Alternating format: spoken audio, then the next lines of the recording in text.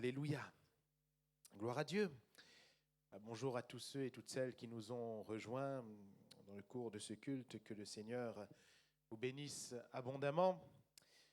Nous allons ce matin partager la parole de Dieu et revenir sur ce verset qui a déjà introduit il y a 2 ou 3 dimanches de cela la pensée. Et ce verset se trouve dans Hébreux chapitre 10.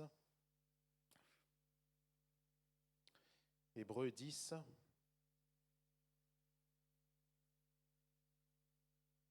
Versets 38 et 39.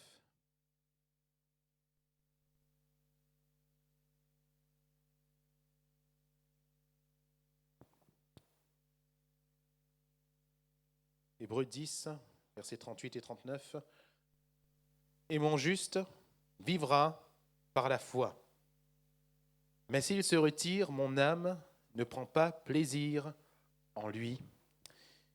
Nous ne sommes pas de ceux qui se retirent pour se perdre, mais de ceux qui ont la foi pour sauver leur âme. Amen.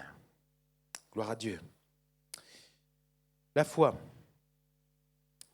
La dernière fois, nous avions vu le fait de ne pas se retirer, parce que de la foi, on peut se retirer. Le fait de rester attaché au Seigneur, et nous ne pouvons l'être que par la foi. Sans la foi, il est impossible de plaire à Dieu. Car il faut que celui qui s'approche de Dieu croie. Alléluia. Crois que Dieu existe. Crois en Dieu.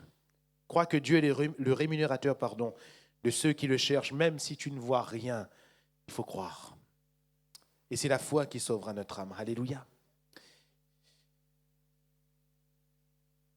Cela nous permet en même temps de quelque peu ouvrir cette semaine en perspective, cette semaine d'édification qui démarre demain, sur ce thème de la foi véritable. Alors, je ne suis que le deuxième, je ne suis pas vraiment le premier, puisque pour ceux qui étaient là vendredi soir, notre frère, le pasteur Olivier Cassoli, nous a fait la surprise d'être là. Il était surpris lui-même parce qu'il s'était trompé de date. Et donc, il est venu et il a introduit sa pensée qu'il va plus développer donc, ce vendredi, puisqu'il prêchera ce vendredi dans cette semaine. Et il nous a parlé de cette foi, de la foi véritable comme étant la foi de Dieu. La foi de Dieu. Ce matin, j'aimerais voir avec vous ce qu'est une vie de foi. Vivre par la foi. Mon juste vivra par la foi. Alléluia. Et littéralement par sa foi.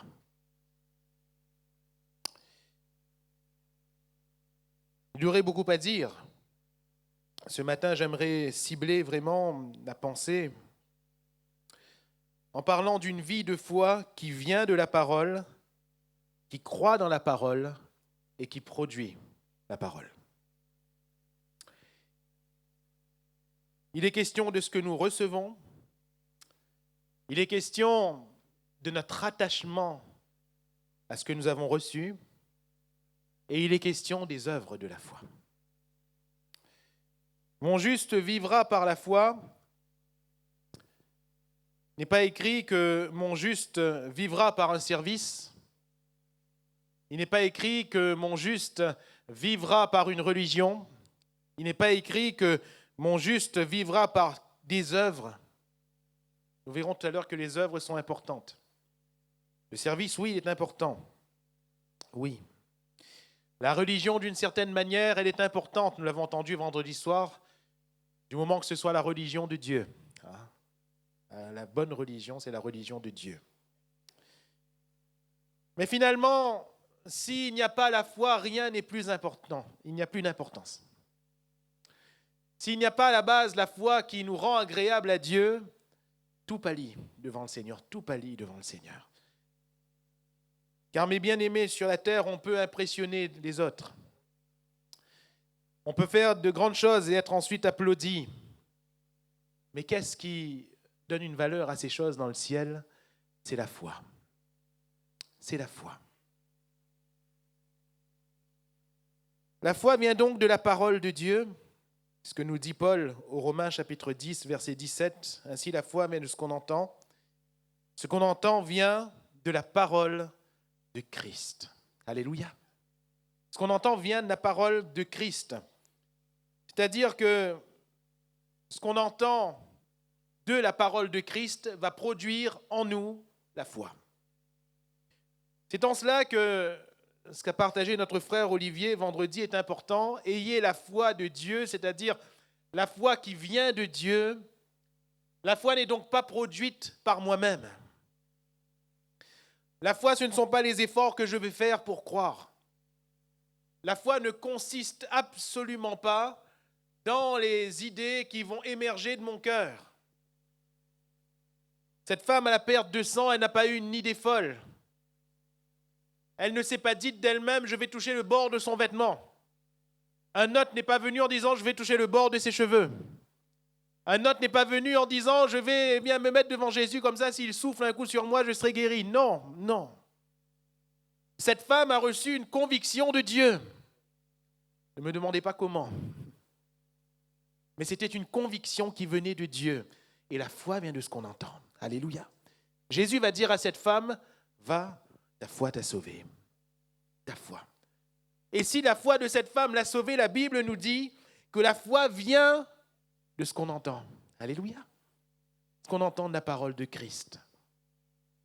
Ainsi, il ne faut absolument pas se baser sur soi-même, se baser sur ses raisonnements bien conçus. Il ne faut absolument pas baser ce que nous allons appeler la foi sur ce que nous avons produit nous-mêmes dans notre cœur, même s'il n'y a peut-être pas encore d'œuvre.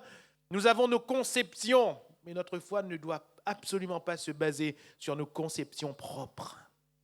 Elle doit se fonder dans la parole de Jésus. Alléluia. Et c'est la parole de Jésus qui prévaut. C'est la parole de Jésus qui prévaut. Qu'est-il écrit? Qui lis-tu? Important de revenir à la parole de Christ. Dans ces temps qui sont les temps de la fin, important pour nous de revenir à la Bible. Alléluia. À la Bible. Merci au Seigneur pour l'imprimerie. Merci au Seigneur pour les écrits, parce que les écrits restent, pas vrai? Merci au Seigneur pour les avancées technologiques. On a de tout aujourd'hui sous toutes les formes. On a le livre, avant c'était les parchemins. Maintenant on a aussi des écrans. Pourvu que les écrans servent à de bonnes choses et non pas à de mauvaises. Peu importe la forme ou le support.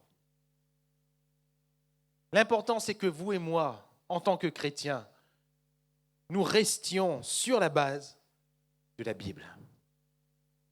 Qu'est-il écrit? Qui lis-tu? La Bible nous déclare à de nombreuses reprises des avertissements. Des avertissements.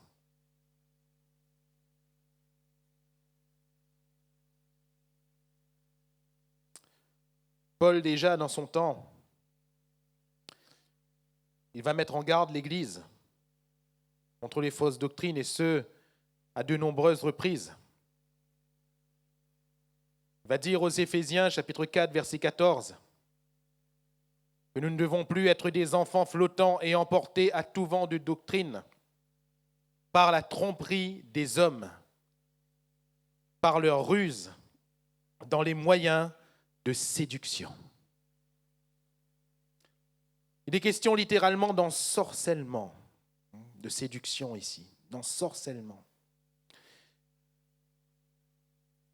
Et verset 15, mais que professant la vérité dans l'amour, nous croissions à tous égards en celui qui est le chef, Christ.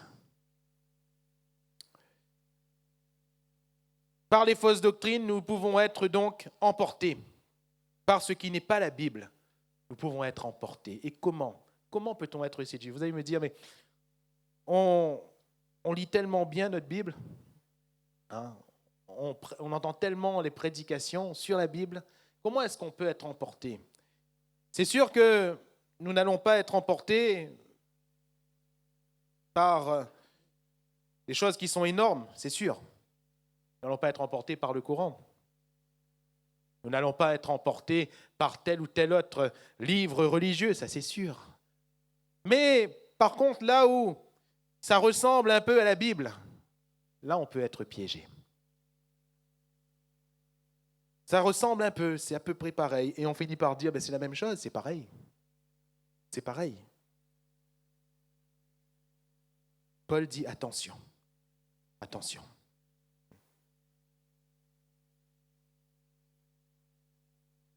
À Timothée, il va dire, dans la première épître, chapitre 4, verset 1er, l'Esprit dit expressément que dans les derniers temps, quelques-uns abandonneront la foi pour s'attacher à des esprits séducteurs, à des doctrines de démons par l'hypocrisie de faux docteurs, portant la marque de la flétrissure dans leur propre conscience, prescrivant de ne pas se marier et de s'abstenir d'aliments que Dieu a créés pour qu'ils soient pris avec action de grâce par ceux qui sont fidèles et qui ont connu la vérité. Et Paul va être précis ici, il va parler de la foi. Quelques-uns abandonneront la foi pour s'attacher à des esprits séducteurs et à des doctrines de démons. Il est évident qu'aucun de nous ce matin, si on voit un démon venir avec une doctrine, on va pas aller vers le démon. Hein? On est d'accord. Mais il s'agit encore de subtilité, de séduction, c'est-à-dire de choses qui ressemblent. Le démon, on ne va pas le voir tel qu'il est. Mais il va y avoir là un esprit dans le cœur ou dans la bouche de quelqu'un qui va enseigner quelque chose qui va nous plaire. Et parce qu'on va se plaire dans ce qui va être dit, on va dire, finalement, voilà la vérité, ça me plaît tellement. Ça me plaît tellement, ça me flatte tellement, ça m'élève tellement.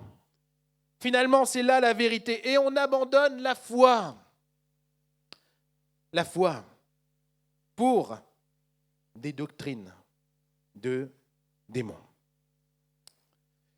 Mes frères et mes sœurs, la foi vient de ce qu'on entend, mais ce qu'on entend de la parole de Christ.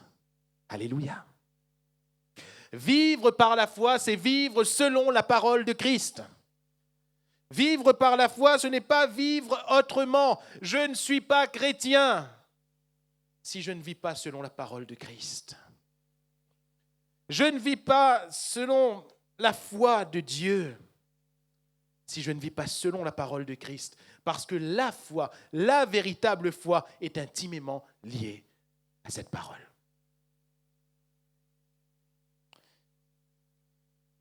Pour cela que vous et moi, nous devons être des hommes du livre, des hommes, des femmes de la Bible. Alléluia. Prendre le temps de la méditer, prendre le temps de s'y attarder, de s'y attarder, de s'y attarder encore. Car c'est là le fondement de notre foi.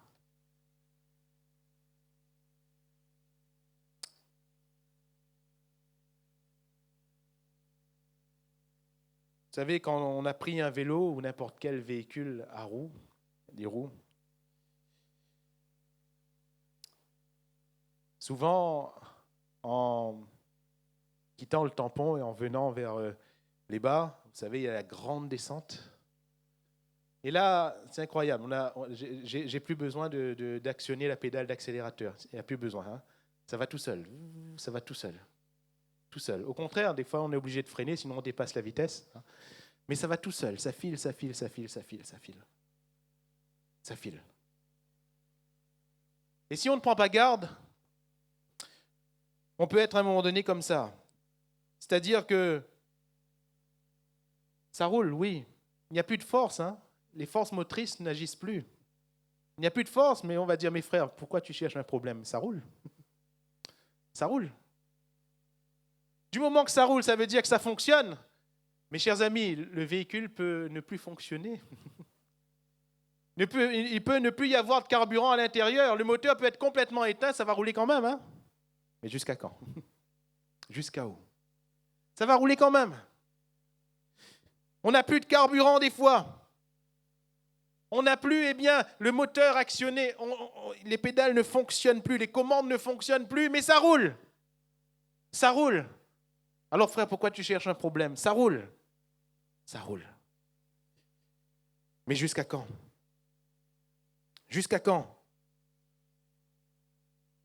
Parce que des fois, la route, elle est comme ça, et après, des fois, elle refait comme ça. Comment on va faire? Comment on va faire? La véritable force de notre foi, c'est la parole de Dieu. C'est la parole de Jésus. Jésus, ainsi, il ne va pas dispenser d'autre chose. Oui, il va faire des miracles. Oui, il va faire des prodiges, mais c'est pour appuyer sa parole. Oui, eh bien, il va aider les pauvres, mais c'est pour appuyer la parole. Tout dans sa vie va être au service de ce qui est écrit. Dans le rouleau du livre, il est question de moi, pour faire, ô Dieu, ta volonté. Alléluia. Et tout était en fonction de ce qui était écrit. Jésus n'a rien fait en dehors de ce qui est écrit, parce que sa vie était en fonction de la parole. La foi vient de ce qu'on entend de la parole de Christ. Mon frère, ma sœur, tu veux vivre par la foi. Si ce matin nous voulons vivre par la foi, eh bien il faut recevoir cette foi de la parole de Jésus. Alléluia. C'est la foi qui vient de Dieu. Ce n'est pas ce que je vais ainsi produire. La foi qui vient de Dieu, la foi qui vient de la parole de Dieu nous amène à croire, non pas dans une hérésie, non pas dans une fausse doctrine, mais dans le Christ crucifié. Alléluia. Paul va dire aux Corinthiens, je n'ai rien voulu savoir au milieu de vous, si ce n'est Jésus-Christ, et Jésus-Christ crucifié. La base de l'Église, la base de l'œuvre de Dieu, c'est la révélation de Jésus-Christ crucifié. Tu es heureux, Simon, fils de Jonas, car ce ne sont pas la chair et le sang qui t'ont révélé ces choses, mais c'est mon Père qui est dans les cieux. Quelle révélation! Tu es le Christ, le Fils du Dieu vivant. Sur cette pierre-là, je bâtirai mon Église. Alléluia. Et les portes du séjour des morts ne peuvent prévaloir contre elle. Sur quelle pierre? La révélation de Jésus-Christ. Et Jésus-Christ crucifié. Comment reconnaissons-nous que la parole de Christ est la parole de Christ? Parce que la parole glorifie Christ. Tant que Christ est glorifié et pleinement glorifié, c'est la doctrine. C'est la Bible. Ce sont là les Écritures. Et voyez-vous, dans certaines situations, lorsqu'il y a une confusion, je ne sais pas si vous êtes comme moi je me réfère au Christ, et je dis, mais Seigneur, là, dans cette situation, tu es où? Tu es où? Où te trouves-tu? Dans tel conflit, mais où te trouves-tu? Dans telle difficulté, Seigneur, tu te trouves où? Tu es où? Tu es où? Afin que je base ma foi. Parce que notre foi doit se baser sur Jésus. Alléluia. Pas sur nos principes, à nous. Pas sur des convictions personnelles. Le piège avec une conviction personnelle, c'est qu'elle peut être bonne pour une situation, mais totalement mauvaise pour celle d'après.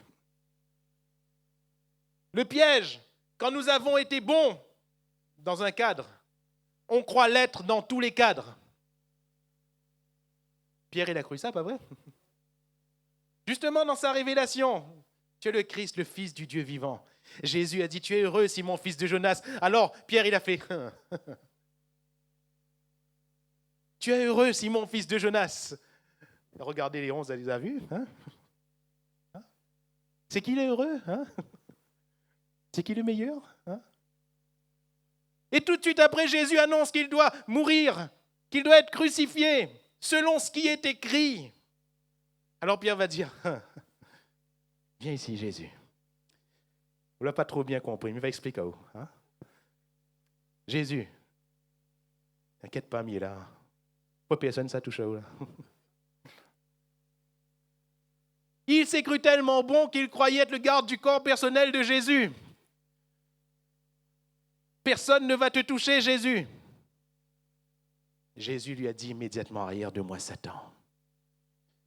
À Dieu ne plaise, tu ne mourras pas. Arrière de moi, Satan. Pierre, mon brave, tu n'es plus dans le coup, là. Tu n'es plus dans le coup. Mais pourtant, j'étais juste avant, il y a quelques secondes. Oui. Mais maintenant, tu n'es plus. Nous devons prendre garde à nous-mêmes. Nous devons prendre garde à nos propres pensées. Nous devons prendre garde. Parce que quand on a bien commencé, on peut mal finir. Le Seigneur nous a donné une révélation pour une situation, ça ne veut pas dire qu'il va nous donner toutes les révélations pour toutes les situations. Nous devons prendre garde à nous-mêmes. Pierre ne s'est plus basé sur la révélation de Dieu, à savoir Jésus-Christ crucifié. Parce que s'il était resté dans la révélation du Fils de Dieu, il se serait rappelé que le Fils de Dieu allait mourir. Jésus a commencé à enseigner cela depuis le début. Il se serait rappelé, oui, Jésus, tu dois mourir, effectivement. Mais non, c'était sur sa chair qu'il était basé à ce moment-là. Jésus-Christ crucifié. Et nous verrons tout à l'heure, concernant les œuvres, que Jésus-Christ crucifié m'apprend à vivre la foi. Alléluia. En s'humiliant lui-même, en se dépouillant lui-même, en prenant notre place à la croix du Calvaire. Jésus n'a pas regardé son égalité avec Dieu comme une proie à arracher. Et Jésus nous apprend à vivre la foi. Alléluia. Croire, oui, mais croire en Jésus-Christ crucifié. C'est-à-dire, pourquoi est-ce que je vous dis cela ? La foi, ce n'est pas croire dans des préceptes. La foi, ce n'est pas croire dans des mots sur du papier. La foi nous amène à croire dans une personne. C'est Jésus. Quand je crois dans la parole de Jésus, c'est en Jésus que je crois. Une foi donc qui vient de la parole. Et quand je crois en Jésus, quand je m'attache à Jésus, qu'est-ce qui se passe ? Eh bien, je vais m'attacher à cette parole. Pas seulement croire au début, mais m'attacher. Hébreux chapitre 2, verset 1er, nous pouvons le lire ensemble.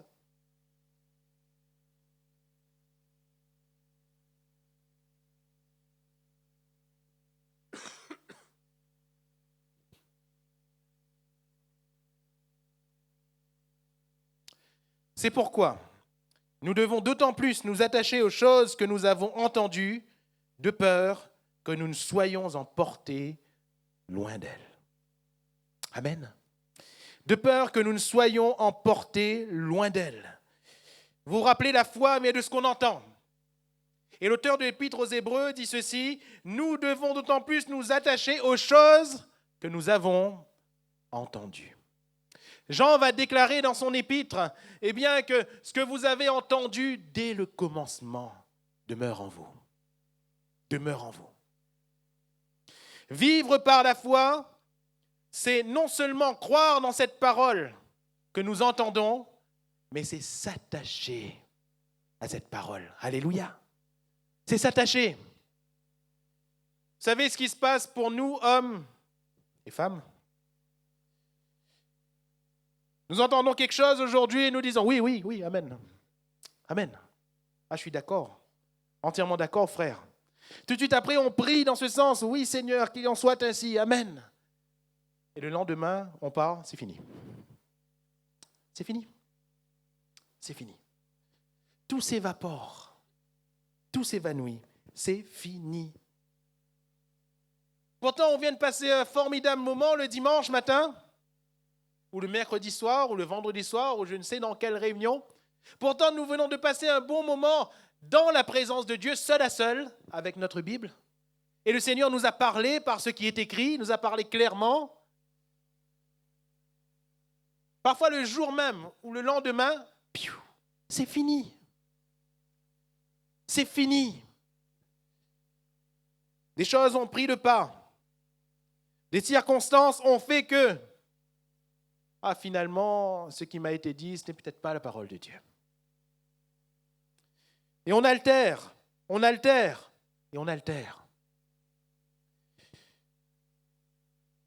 Nous devons d'autant plus nous attacher aux choses que nous avons entendues de peur que nous ne soyons emportés loin d'elles. L'auteur de l'Épître aux Hébreux dit ceci dans quel contexte ? Dans un contexte de persécution extrême. Les chrétiens, je le rappelle, je le dis souvent, mais je le rappelle, étaient menacés de mort pour leur foi. On cherchait les chrétiens pour les faire mourir, eux et leurs familles, sous leurs yeux. Et on ne posait qu'une question à ces chrétiens, parce que les soldats avaient compris. Vous avez compris que les disciples authentiques, que ceux qui croyaient authentiquement en Jésus, allaient dire la vérité. Alors ils ne posaient que simplement cette question, est-ce que tu crois en Jésus? Je résume, je simplifie. Est-ce que tu crois en Jésus? Est-ce que tu es un chrétien? S'ils disaient non, ils étaient laissés tranquilles. S'ils disaient oui, alors c'était le supplice. Comprenons bien, humainement, on peut comprendre, comprenons bien que dans ce contexte, qu'est-ce qui se passait pour ces chrétiens? Pour sauver leur peau sur le moment, je dis bien sur le moment, ils disaient non, on n'est pas chrétien. En se mettant à leur place, on peut comprendre. On allait tuer leurs femmes, leurs enfants. On allait les tuer eux après. Alors ils préféraient dire non, on n'est pas chrétien. Non. Non, on ne croit pas en Jésus. Non. Pourtant, l'enseignement qui leur avait été dispensé, c'est la profession de la foi en Jésus-Christ. Et ils arrivaient à un moment où ils disaient non, on ne croit pas. Parce que la pression du moment était telle, la persécution du moment était telle, qu'ils reniaient le Christ en abandonnant l'enseignement qu'ils avaient reçu. L'auteur de l'Épître aux Hébreux va dire, mais il faut nous attacher aux choses que nous avons entendues. Parce que nous pouvons être emportés loin d'elles.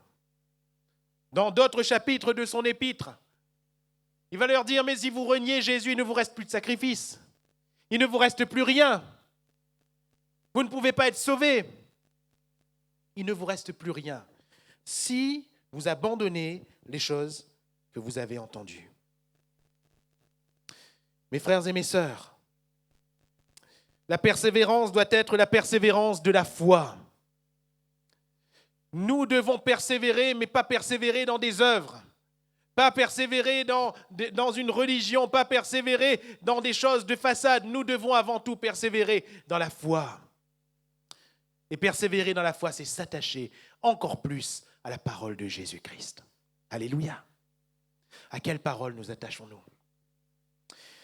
Est-ce que ce que le Seigneur m'a dit hier vaut encore aujourd'hui?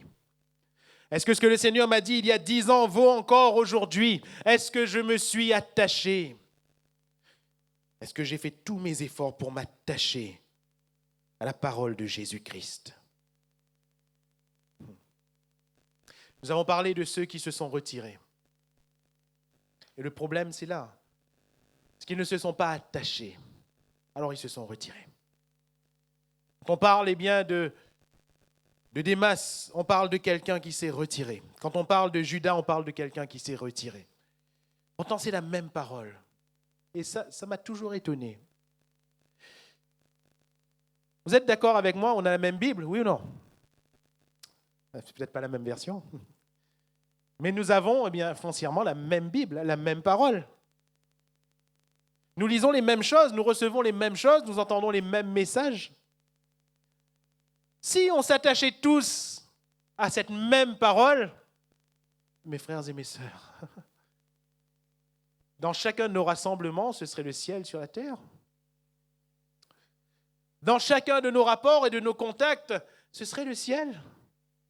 Dans chacune de nos luttes, nos cœurs seraient transportés.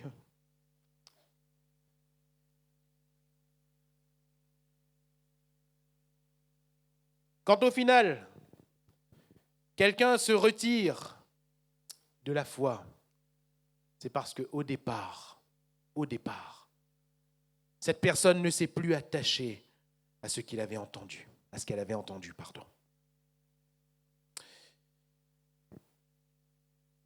Nous devons donc d'autant plus nous attacher aux choses que nous avons entendues, de peur d'être emportés loin d'elles, et cette parole est forte. C'est l'image d'un bateau, vous voyez, une barque. Tant que cette barque est attachée à quai, attachée au port, il pourra y avoir autant de tempêtes qu'on voudra. La mer pourra s'agiter comme on voudra. La barque va rester là, oui ou non? Elle va rester là. Le bateau va rester là. Mais si elle n'est pas amarrée, on connaît bien qu'en créole, quoi il veut dire. si elle n'est pas amarrée, si elle n'est pas attachée, alors la moindre vague va l'emporter. Le moindre vent va la pousser loin. Et mes frères et mes sœurs, le moindre vent, les moindres difficultés, les moindres épreuves, les moindres fausses doctrines, la moindre maladie, les moindres pleurs peuvent nous emporter loin si nous ne restons pas attachés à la parole de Jésus. Parfois, on se trompe, on s'attache à une personne, même un bon chrétien. Le problème, c'est quoi? Si ce chrétien coule, on coule avec, oui ou non? Parfois, on s'attache pas à la parole, mais à une parole tirée d'un contexte pour en faire un prétexte. On s'attache à une pensée, on ne s'attache pas à la parole. Et nous sommes emportés loin d'elle. Si on perd cette attache, on perd tout. On perd tout. Et le retour peut être difficile, quoique à Dieu rien n'est impossible. Mais le retour peut être difficile. Donc, la foi vient de la parole, et la foi va nous amener à croire dans cette parole jusqu'au bout, c'est-à-dire à y être attaché, à y persévérer. Et la foi va nous amener à produire la parole. Bien sûr, je m'explique. Jacques, dans le chapitre 2 de son épître, et au verset 26, va nous dire ceci: comme le corps sans âme est mort, de même, la foi sans les œuvres est morte. Alléluia. Le corps sans âme. Quand nous faisons des enterrements, qu'est-ce que nous enterrons? Des corps sans âme. Pourquoi? Parce que le corps sans âme est mort. Quand il y a un décès, il y a un corps sans âme. Et ce corps sans âme va retourner à la poussière. Quand on y revient des années après, il n'y a plus rien. Il n'y a plus rien. Parce qu'il y a eu le processus biologique normal. Le corps s'est décomposé. Même par la suite, le cercueil s'est décomposé parce que c'est du bois. Tout se décompose. Parce qu'il n'y a plus d'âme.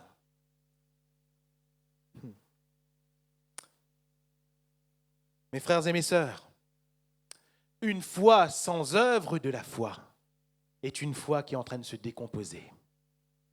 C'est une foi qui est en train de mourir. C'est une pseudo-foi. Car le corps sans âme est mort et la foi sans les œuvres est morte. Ça amène un équilibre. Parce que si la foi, à la base, c'est une conviction du cœur qui nous amène à nous attacher encore plus à Jésus et à sa parole, c'est d'ailleurs par la foi que nous sommes sauvés et non par les œuvres, va dire Paul. Cependant, Jacques va dire ceci: montre-moi ta foi sans les œuvres. Essaye de me montrer ta foi sans les œuvres. Moi, je te montrerai ma foi par les œuvres. Par les œuvres. Parce qu'il y a une preuve de la foi, qu'on veuille ou qu'on ne veuille pas. Je me souviens, on était dans ce camp d'ados, au Dodan, et dans ce camp, les animateurs avaient séparé les filles d'un côté, les garçons de l'autre, et on conversait un peu avec les garçons et les animateurs. Et il y avait un jeune qui était là, un ado qui était là dans un coin, qui était assez rebelle. Et l'animateur va un peu donc exhorter selon la parole de Dieu. Et, il ne va pas prêcher, mais il va simplement donner des conseils à chaque question posée selon la parole de Dieu. À un moment donné, donc, cet ado, il va bondir, mécontent. Et il va dire: vous savez, frère, c'est dommage. C'est dommage parce qu'il juge à nous. L'animateur va dire: comment on te juge? Il va dire: ça, tu juges à nous.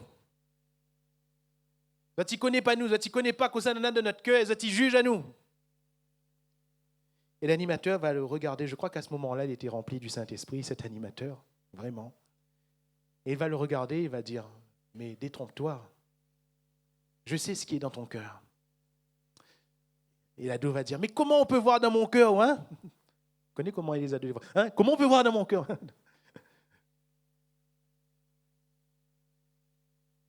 Et cet animateur va dire, mais tu sais, la bouche parle de l'abondance du cœur. Je t'entends parler tous les jours. Je connais ton cœur. Et l'ado, il s'est calmé, il s'est rassis. Il a compris que lui-même s'est découvert. Lui-même s'était découvert. Et effectivement, son langage n'était pas propre à la foi. Absolument pas propre à la foi et au salut. Mes frères et mes sœurs, la foi a des preuves. En se regardant vivre, on sait réellement qui a la foi et qui ne l'a pas. Sans pour autant juger, parce qu'il n'y a qu'un seul juge, c'est le Seigneur. Mais cependant, on peut apprécier la foi des uns et des autres en voyant si l'œuvre produite est conforme à ce qui est écrit. Alléluia. Simplement cela. Ce qui est produit, est-ce que c'est conforme à ce qui est écrit? Ce qui est produit dans ma vie, est-ce que c'est conforme à ce qui est écrit? C'est la question que je dois me poser ce matin.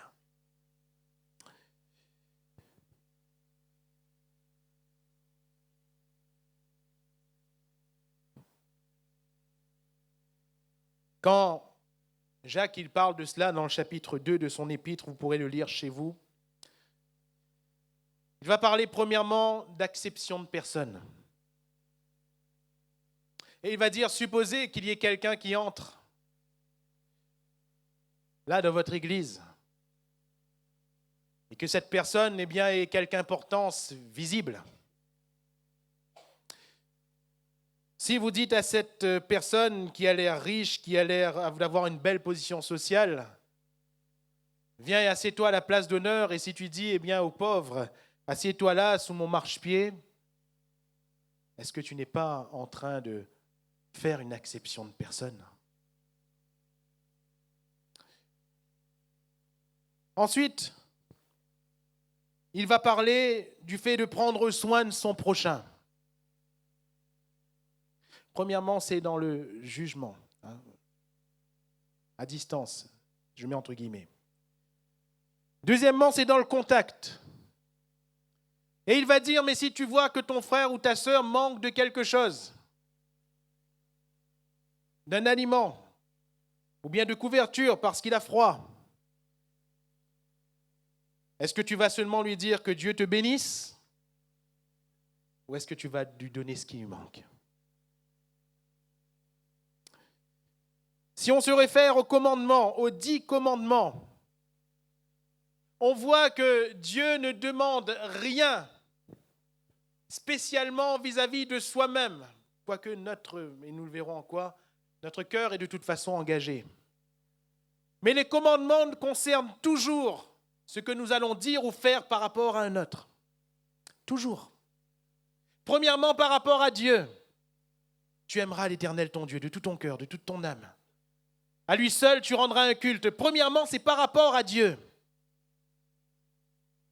Et après, pour tous les autres commandements, c'est par rapport aux autres. C'est par rapport à son prochain. Et c'est là où on voit la preuve de notre foi. Si on croit en Dieu, à lui seul, on rend un culte. Alléluia. Si on croit de la foi véritable, à lui seul, on rend un culte. Comment? Ce n'est pas seulement par notre louange, ce n'est pas seulement par notre adoration, mais c'est aussi par notre sanctification. Amen. L'œuvre qui sort de la foi, c'est une sanctification du cœur et de l'âme, à laquelle nous nous appliquons sans compromission. C'est-à-dire que là où je sais que je pêche contre Dieu, eh bien je vais corriger. Je vais purifier, je vais me sanctifier, je vais mettre hors de ma vie tout ce qui ne glorifie pas le Seigneur. Ma vie entière va être une adoration pour le Seigneur. Alléluia. La foi et les œuvres. Se sanctifier ne concerne pas seulement les péchés qui sont gros et grossiers. Se sanctifier, c'est le deuxième plan des commandements, c'est aussi dans tout ce qu'on va faire vis-à-vis des autres. D'ailleurs, le commandement qui résume tous les commandements, c'est 1, tu aimeras le Seigneur ton Dieu. 2, tu aimeras ton prochain comme toi-même. Toute la loi est accomplie dans ce commandement. Je ne vais pas dire c'est, parce qu'en réalité, c'est le même. C'est le même. Aimer son prochain comme soi-même, c'est en effet ne pas le juger du regard. C'est en effet ne pas faire d'acception de personne. Aimer son prochain comme soi-même, c'est surtout ne pas relever une parole ou un acte chez le prochain et aller en discuter avec d'autres pour écraser. Ce n'est pas une œuvre de la foi. Si je suis en train d'écraser mon prochain, je révèle justement que je n'ai pas la foi. Vous savez, je vais vous dire une chose. Tant pis, vous allez faire attention à partir de maintenant quand vous allez venir me voir. Mais je vais vous dire quelque chose. C'est très facile, très très facile pour moi de voir quand dans un conflit, ça peut être de couple, ça peut être de chrétiens. Quand dans un conflit, eh bien, quelqu'un a raison ou a tort. C'est tellement facile. Quand la personne vient, il écrase l'autre. Et quand la personne vient et écrase l'autre avec moi, je sais déjà que la personne a tort. C'est facile, hein? C'est facile. Vous allez me dire, c'est un peu expéditif. Oui, je reconnais. Mais c'est la Bible. C'est la Bible. Et quand par contre la personne vient, relève le problème, oui, mais n'écrase absolument pas l'autre, alors là, je sais que c'est la foi. Et on peut facilement régler le problème, facilement.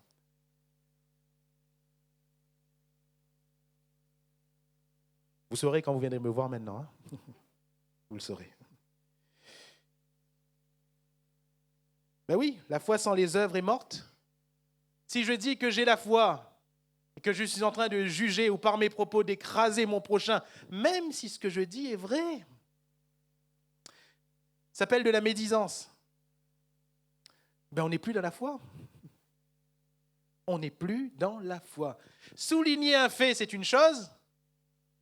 Écraser quelqu'un, c'est autre chose.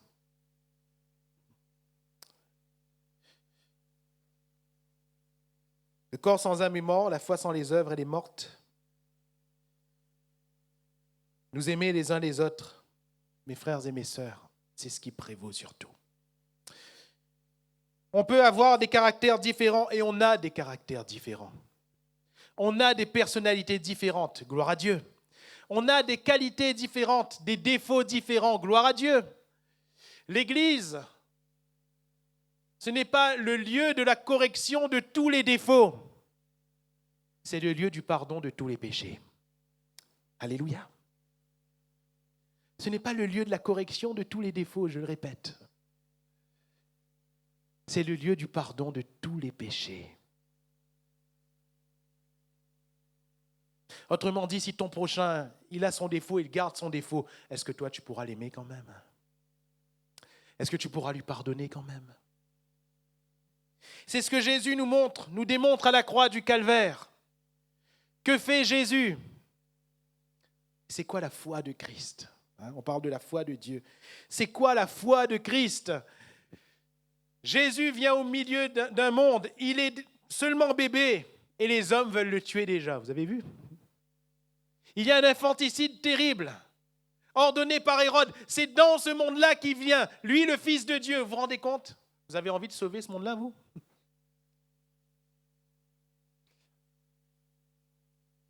Quand il grandit, il sort des eaux du Jourdain. Oui, il y a la voix du Père. Oui. Il y a cette victoire dans le désert sur l'ennemi, le diable. Oui. Il y a le Saint-Esprit qui est sur lui. Oui. Mais tout de suite, il y a des détracteurs. Et ces Juifs, pour qui il est premièrement venu, vous vous rappelez de ces paroles, il est premièrement venu pour cette nation juive. Ces Juifs, déjà veulent le faire mourir. Vous avez envie de sauver ce monde-là, vous? Il choisit des disciples. Il en nomme 12. On en a un, il vole de la bourse. Hein? On en a un autre qui se croit, on l'a dit tout à l'heure, le bodyguard, hein? Le garde du corps personnel de Christ. Puis on a 2 autres. Il dit, Seigneur, on va commander au feu du ciel de descendre pour détruire une ville. À la place de Jésus, il dit, mais qu'est-ce qu'on va faire avec ces bras cassés là? Qu'est-ce qu'on va faire? Il repart dans le temple, on veut le tuer. Il part ailleurs, on veut le faire roi, oui, mais parce qu'il a multiplié les pains. Ils n'ont pas compris. Parce qu'ils ont mangé des pains, ils étaient contents. Ils n'ont pas compris. Et c'est au milieu de ce monde-là que Jésus est venu. Ses propres frères de sang ne croyaient pas en lui. Et la foule qui crie ce jour-là, crucifie-le, crucifie-le, crucifie-le. Il y avait une échappatoire, une coutume voulait qu'on relâche un condamné en ce jour précis. Et Pilate va dire, sachant que Jésus n'avait rien fait de mal, est-ce que vous voulez qu'on vous relâche? Eh bien, le roi des Juifs dit non, relâche-nous un meurtrier à la place de Jésus, 100 fois, 1000 fois. J'aurais dit, Père, envoie les 12 légions d'anges alors. Envoie, délivre-moi de tout ça. C'est pour eux que je vais mourir? C'est pour eux que je vais donner ma vie? C'est pour cette foule qui est en train de dire crucifie-le. Fais-nous la grâce d'un meurtrier, mais lui, crucifie-le. Qu'a fait Jésus? Il est allé quand même à la croix, parce qu'il nous a quand même aimés. Alléluia. Jean 13, verset 1er, il mit le comble à son amour. Amen. La foi est intimement liée à l'amour de notre cœur pour le Seigneur et pour notre prochain.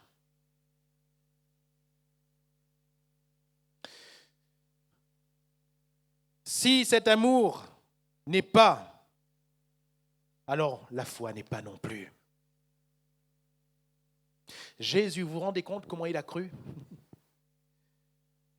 Il a tellement cru que vous et moi, nous serions là aujourd'hui en train de le louer, de l'adorer. Pourtant, rien n'était gagné. Dans le tableau que je viens de vous dépeindre, rien n'était gagné. Mais il a tellement cru qu'il est allé jusqu'au bout. Au bout de quoi? Au bout de son amour. Alléluia. Alors oui, il y a ceci, cela à relever chez l'autre. Mais voulons-nous quand même aimer?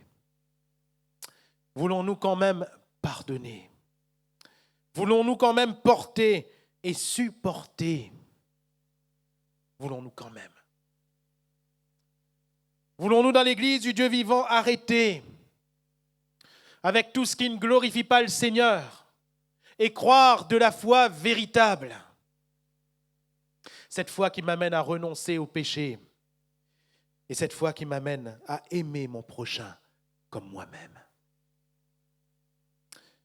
Alors oui, toutes les autres œuvres sont importantes.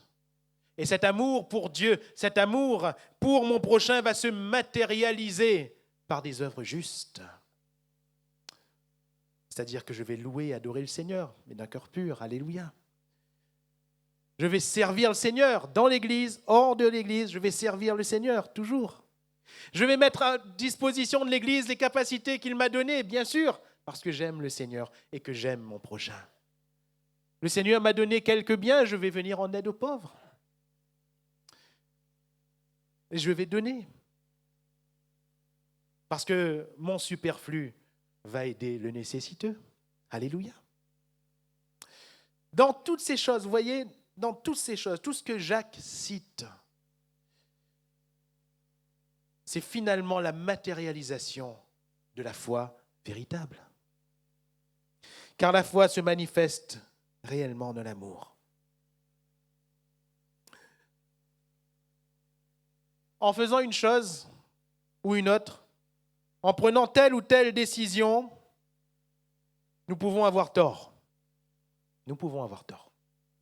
Même si la décision semble bonne, juste, nous pouvons avoir tort. Oui. Mais en aimant, nous aurons toujours raison. Alléluia. Pas de l'amour sentiment, pas de l'amour humain, mais de l'amour de Dieu, qui vient de la parole de Dieu et donc de la foi. Ainsi croire, oui, vivre par la foi, croire véritablement. Mes frères et mes sœurs, ce n'est pas pratiquer une chrétienté. Ce n'est pas pratiquer une chrétienté. Non. Croire véritablement, c'est pratiquer la parole de Dieu. Car vivre par la foi, c'est vivre selon la parole de Dieu. C'est vivre de la foi que la parole dépose dans notre cœur. C'est vivre de la foi qui s'attache à cette parole. Et c'est vivre de la foi qui produit des œuvres justes pour le royaume de Dieu.